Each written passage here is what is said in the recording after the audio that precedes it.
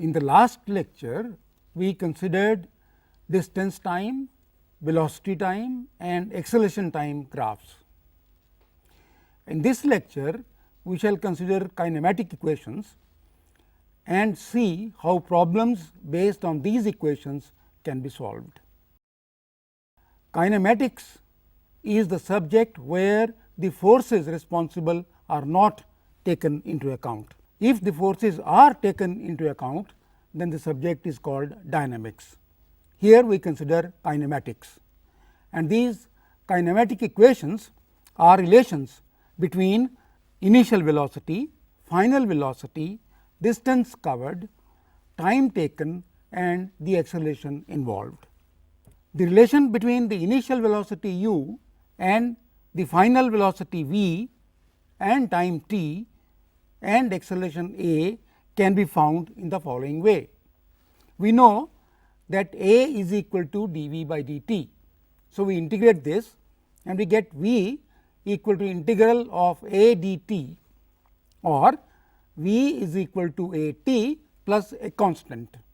The constant is determined by the initial conditions. We say at time t equal to 0, velocity is equal to the initial velocity u. Therefore, we get the equation v equal to u plus a t, because the constant becomes u. Now, for the next equation, we use the relation v equal to ds by dt. So, that s is equal to the integral of v dt. From the previous equation, we have already seen that v is equal to u plus a t. So, we substitute v equal to u plus a t in this integral and then we integrate. What we get is s is equal to u t plus half a t square plus a constant. This constant is again determined by the initial condition. If initially s is equal to 0, then the constant is 0 and we get the equation s is equal to u t plus half a t square. On the other hand, if at time t equal to 0, s is equal to some value s 0, then the equation becomes s equal to s 0 plus u t plus half a t square, because s 0 is in this case the constant of integration. If we eliminate between these two equations, that is v equal to u plus a t and s is equal to u t plus half a t square, then we get the third equation, which is v square minus u square is equal to 2 a s. And I want to remind you that these relations are true only for uniform acceleration. This is the point which we generally forget. We can also derive these equations graphically. In fact, in the last lecture we did this. We can see that the distance covered here in the velocity time graph is equal to the area of this rectangle and the area of this triangle, and if we add them, we get v equal to u plus a t. We get this distance as a t, and therefore, the velocity is u plus a t, and the distance covered is the area under this curve, the area of the triangle plus the area of the rectangle, and we get s equal to u t plus half a t square. This we did in the last lecture also. Now, how do we solve problems? I mean, students have great difficulty sometimes in using these equations to solve problems based on them. We shall try to remove this or lessen this difficulty by taking many problems. First of all, when you are given a problem, write down the full set of quantities u, v, a, t and s, and then write down the quantities which are given. Suppose you are given u, v and a, and you are asked to find s. Then you look at the appropriate equation which joins or which connects u, v, a with s, and one of these equations is s equal to u t plus half a t square. So, we can use that equation to find s. We can use also v square minus u square equal to 2 a s to find s if we know the final velocity and the initial velocity. So, first make a full set of quantities available to us, then those which are given, and then find the equations which connect those quantities. Let us take this example. A biker is moving at a speed of 72 kilometers per hour. When he notices that the traffic light ahead of him has turned red, he applies brakes and brings the bike to rest in a distance of 20 meters. What time did he take to come to rest? Now, what are given? We are given the initial velocity u, which is 20 meters per second. We are given the final velocity 0 because he comes to rest, and we have to find the time t. So, we use equation v square minus u square equal to 2as, because we know the final velocity, we go to the initial velocity, we know the distance covered, therefore, you can find a, and we find a in this case to be minus 10 meters per second square. This minus sign is important. You see, you remember that the biker has applied the brake, and therefore, his speed is decreasing. That means, the acceleration must be negative, and we must get the correct sign of the acceleration. In this case, we get a equal to minus 10 m divided by s square, that is meter per second square. Now, the other thing that we have to find is the time taken.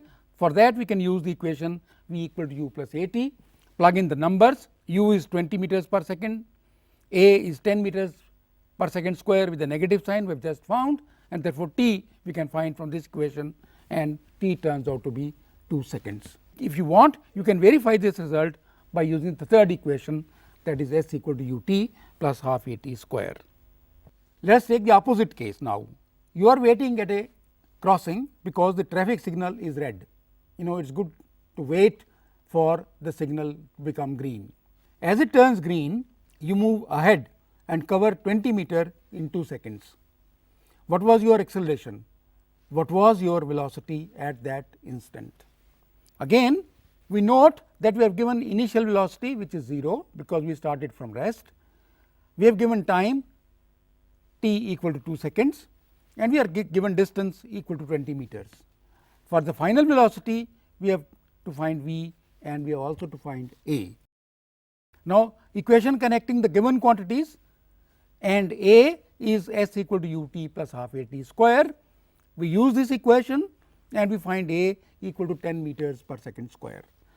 Once we have found a, we can find v. V is equal to u plus at. Substitute the value of u and the value of a we have just found. T is 2 seconds, and we get v equal to 20 meters per second. Another example, your friend boasted that his car can attain a speed of 72 kilometers per hour in a distance of only 70 meter.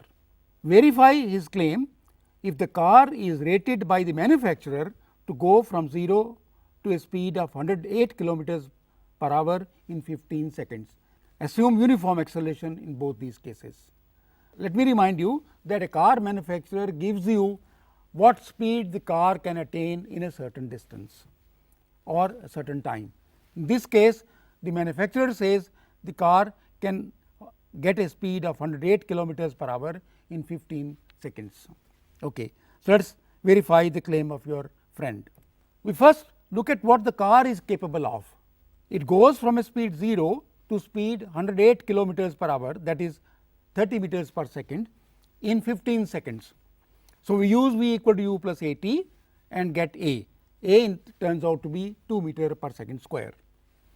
With this acceleration, in order to attain a speed of 72 kilometers per hour or 20 meters per second, the car will require to travel a minimum distance s given by v squared minus u square equal to 2 a s. So, we substitute the values and we get s equal to 100 meters. So, that is the minimum distance that car must travel to get to a speed of 72 kilometers per hour. So, therefore, the claim of your friend that car can attain a speed of 72 kilometers per hour in a distance of 70 meters is incorrect. He is boasting, he is telling lies. Take another example. A runway is being planned at an airport. If an aeroplane has to acquire a speed of 288 kilometers per second for takeoff in 32 seconds, what should be the minimum length of the runway? If you have seen an airport, there is a long road on which the aircraft travels, attains speed and then ultimately takes off. This road is called runway. So, let us see what the length of this runway would be if the speed acquired by an aircraft is 288 kilometers per second in 32 seconds. All right.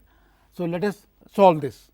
We have to find the distance in which the aeroplane will accelerate from 0 speed to 288 kilometers per hour or 80 meters per second. That is, we are given initial speed, we are given the final speed, and from v equal to u plus a t, we find that a must be equal to 2.5 meter per second square. You substitute the values and get this, and then use v squared minus u squared to get the distance in which the given velocity has to be attained. You see, s is equal to a t square divided by 2 into 2.5 meters per second square, and we get the result as 1280 meters, that is 1 kilometers 280 meters. The actual length of runway is much larger than this, because there are other considerations. In fact, the famous T3 terminus of the new Delhi airport has runway of about 4 kilometers. Let us take the next example. Suppose an athlete could run 100 meters with a constant acceleration of 0.7 meters per second. What would be his speed at the end of the race? Solution: initial velocity u being 0, a and s being given, we use v squared minus u squared equal to 2 a s to get v equal to plus minus root of 140, which is equal to plus minus a 1.8 meters per second. I have taken this example to illustrate the fact that when you take square root, you must consider both the signs, plus sign as well as the minus sign. So, in this case, we have got the two signs. The velocity could be plus 11.8 meters per second or minus 11.8 meters per second. In such a situation, we must apply extra consideration to choose the correct sign. You see, negative sign in this case is obviously incorrect, because the speed is positive. Therefore, we can reject the negative sign, and therefore, we get the result that the speed acquired by the athlete is 11.8 meters per second.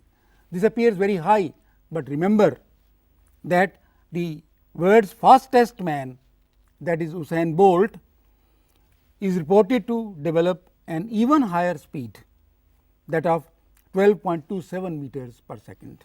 Another example: an object moving with initial velocity u covers a distance of 20 meters in third second, not in 3 seconds. Please note, in third second, and 26 meters in the fourth second. Find the acceleration and the initial velocity of the object. Once again, let me remind you that the distance covered in third second is the distance covered in 3 seconds minus the distance covered in 2 seconds. Similarly, the distance covered in fourth second is the distance covered in 4 seconds minus the distance covered in 3 seconds. So, we write the appropriate equations. If a denotes the acceleration, then the distance covered in 2 seconds is 2 u plus half into 4 a, and the distance covered in 3 seconds is 3 u plus half into 9 a, and distance covered in 4th second is 4 u plus half into 16 a. Now, if I subtract S 2 from S 3, I get the distance covered in third second, that is u plus 5 by 2 a. If I subtract S 3 from S 4, I get u plus 7 by 2 a, distance covered in fourth second. In general, the distance covered in nth second is equal to u plus half a into 2 n minus 1. In this case, we have got 20 meters equal to u plus 5 by 2 a and 26 meters u plus 7 by 2 a. Solve these equations and we get a equal to 6 meters per second square and u equal to 5 meter per second. But this formula is important. The distance covered in nth second is u plus half a into 2 n minus 1. Another example: a biker is moving at a steady speed of 72 kilometers per hour on a stretch of a road where the speed limit is 60 kilometers per hour. I hope you remember that on all roads there is always a speed limit, and on this road on which the biker is moving, the speed limit is 60 kilometers per hour. Unknown to him, a policeman follows the biker on a vehicle with an acceleration of 2 meters per second square, starting from rest. After what time will the policeman catch up with the biker? What would be the speed of the policeman at that time? Remember, the speed of the biker is constant at 72 kilometers per hour. The solution of this problem: the given speed of the biker is 72 kilometers per hour, which is 20 meters per second. Suppose the policeman catches up with the biker after time t. You see, if something is unknown, you assume, as in this case we assume time to be t. In that time, the biker travels a distance of, with a constant speed of 20 meters per second, a distance of 20 meters per second into t seconds, which means 20 times t meters. In that time, the policeman travels the distance is half into 2 meters per second square into t square, that is s equal to half a t square. Equating these two distances, we get t equal to 20 seconds. So, we know that in 20 seconds the policeman is able to get to the biker. The speed of the policeman at that time is given by v equal to a t, because u is 0. So, v is equal to a t, that is 2.0 meter per second square into 20 seconds, which is 40 meters per second. Let us take another example. A train is moving at a speed of 10 meters per second when the driver applies brakes which provide deceleration of 1 by 20 meter per second square for a distance of 750 meters. What time does the train take to travel this distance? What is the speed of the train at that time? In this case, we are given deceleration. Deceleration is the negative of acceleration. If the speed increases, it is called acceleration. If the speed decreases, it is called deceleration or negative acceleration. So, what is the solution? Using s equal to u t plus half a t square, in this case u t minus half a t square, because acceleration is negative, we get a quadratic equation in t, that is t square minus 400 t plus 30,000 equal to 0. Now, this is a quadratic equation and it has two roots, and the two roots are t equal to 100 seconds and t equal to 300 seconds. Once again, we get two values and we have to choose one value using other considerations that we can have. Whenever there is this kind of situation, we have to apply our judgment to choose the correct value. So, what do we do? In this case, we take v equal to u minus a t, substitute the value of a, u and t equal to 100 seconds and t equal to 300 seconds. We get both the values, and in one case we get v equal to 5 meters per second, in the other we get minus 5 meters per second. Since 5 meter per second seems to be the correct value, because the train is slowing down, it is not going in the opposite direction. Therefore, we choose t equal to 100 seconds. So, once we have chosen t equal to 100 seconds, then we can work out the other relations if required. In this lecture, we have seen how we can use kinematic equations to solve problems. I will draw your attention to three important points. 1. Write down all the quantities that are there and then those which are given, and then find the appropriate equation which covers the given quantities and the quantities which we have to find. 1. The second, you may get a situation where you get two values, because equation s equal to half a t square can give us two values of t. It is a quadratic equation. So, therefore, we have to choose one value which is more suitable. Similarly, v square minus u square equal to 2 a s can give you two values of velocity, because again it is quadratic in v square or u square. Therefore, again we have to choose, we have to use extra information that we might have to choose the correct value. So, this is how we use the kinematic equations to solve problems which are based on these equations. In the next lecture, we shall consider again kinematic equations, but with velocity in the vertical direction.